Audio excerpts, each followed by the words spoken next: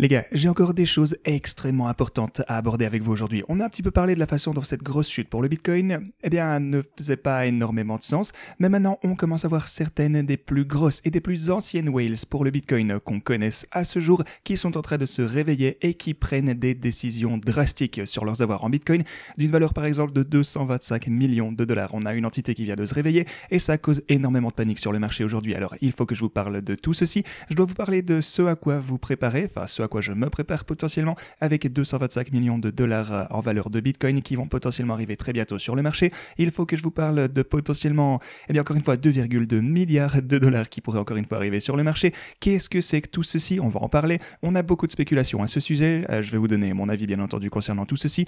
Je vais aussi vous donner mon avis sur ce qui se passe sur le court terme en ce qui concerne le prix du Bitcoin. On va en plus de ça parler des marchés traditionnels comme tous les jours, ce à quoi il faut faire attention sur une perspective historique et bien plus encore. Alors, vous l'avez compris, assurez-vous de regarder cette vidéo du début jusqu'à la fin pour toutes les infos.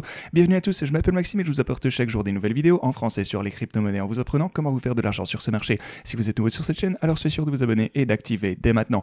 Ok, alors pour commencer, qu'est-ce qu'on a ici? Sur l'intervalle de 4 heures pour commencer, on voit une consolidation continue juste ici. Alors encore une fois, des niveaux extrêmement importants qu'on a juste ici, les moyennes mobiles aussi sur l'intervalle journalier. Je suis presque sûr que ça maintient toujours le prix du Bitcoin. Attendez, on va jeter un coup d'œil.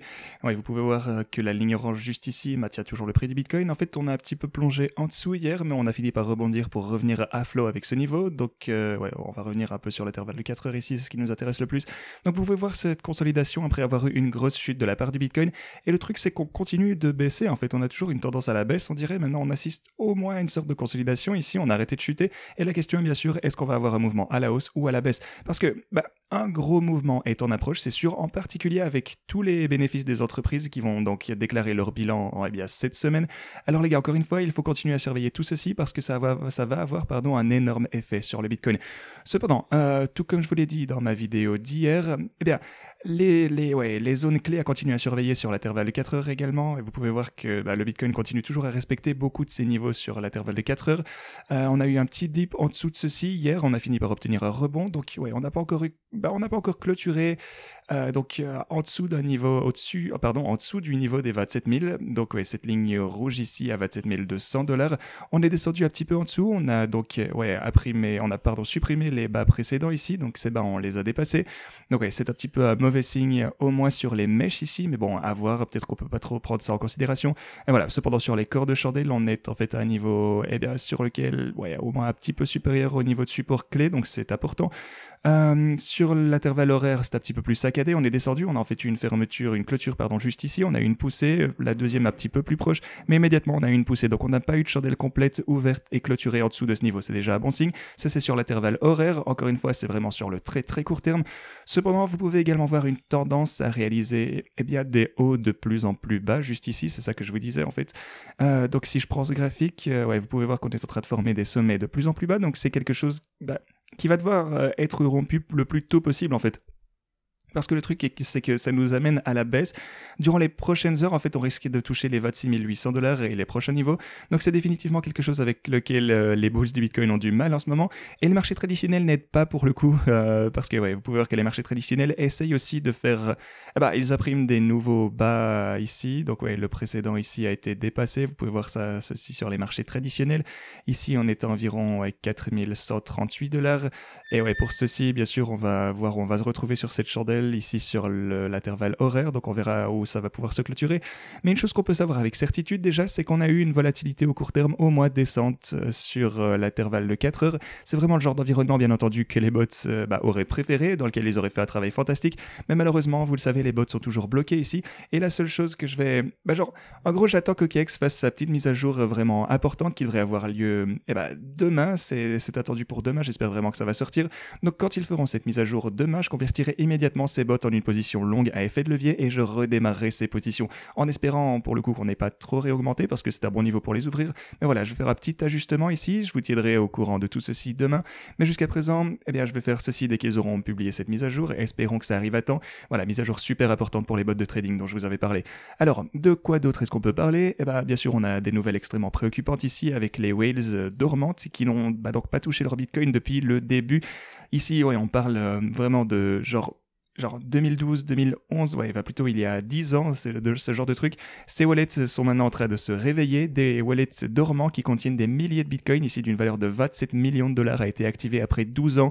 Ouais, donc un autre 1228, après 928 jetons, pardon, après 10 années et demie.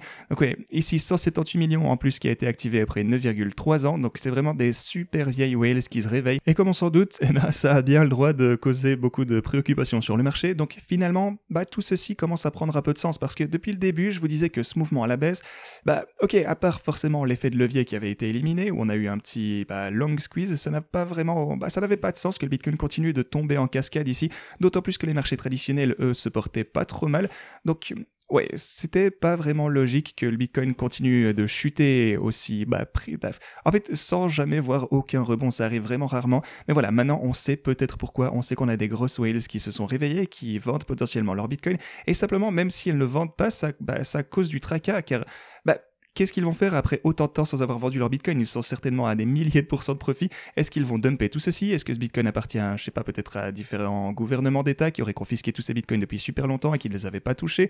Est-ce que ça appartient, je sais pas, simplement à des gens qui réalisent qu'ils avaient du Bitcoin, je sais pas, dans un vieux disque dur et qu'ils l'ont finalement retrouvé au fond d'une armoire? Bien sûr, c'est un peu tiré par les cheveux, mais voilà, c'est une possibilité. Je pense qu'une chose qui est également un peu préoccupante, c'est que à l'époque, la sécurité pour la création de wallets, c'était pas aussi élevé que ça ne l'est aujourd'hui. Donc, ouais, pour ce qui est de la sécurité de créer un wallet, comme vous le savez, vous avez une clé publique, vous avez la clé privée. Généralement, vous avez une sorte d'algorithme, vous avez, je sais pas, une sorte de logiciel qui génère toutes ces clés pour vous.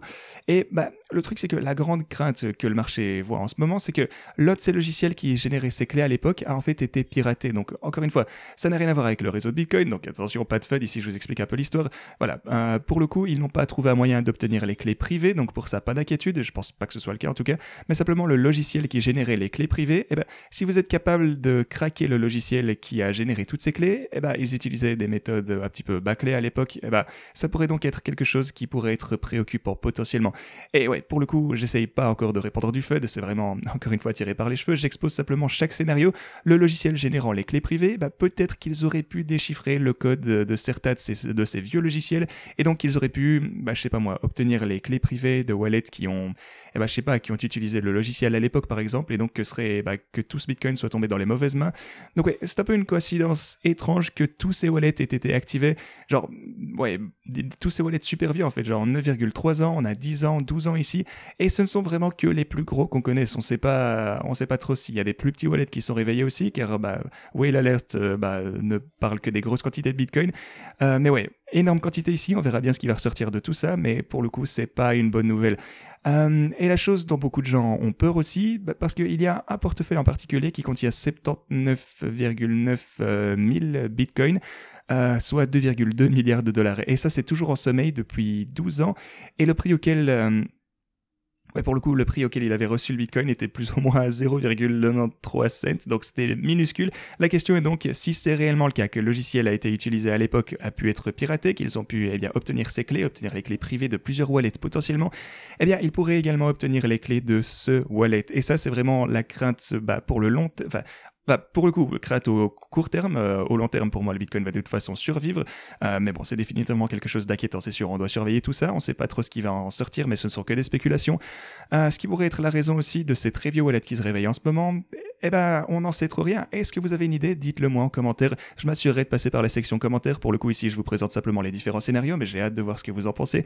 Peut-être que c'est juste un groupe de personnes qui se rendent compte tout d'un coup qu'ils veulent transférer leur Bitcoin, peut-être certains gouvernements, peut-être quelque chose d'autre, peut-être, j'en sais rien, moi, des criminels, qui sait, qui avaient été en prison pendant une énorme période de temps, et oui, qui ont été libérés en ce moment et qui ont finalement accès à leur Bitcoin. On n'en sait rien, tout peut être possible, mais ça pourrait être n'importe quoi. En fait, il faut simplement faire attention à tous les différents scénarios et être préparé à tout ce qui pourrait arriver.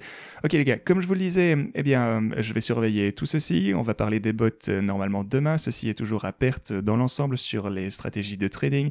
Donc ouais, pour le coup, en général, on est en profit, même si ici, encore une fois, ça n'a pas un super bon look. Et si on prend en compte le trade de couverture que j'avais ouvert sur Bybit, avec les bénéfices qu'on avait réalisés sur les bots ici, ça compense un petit peu.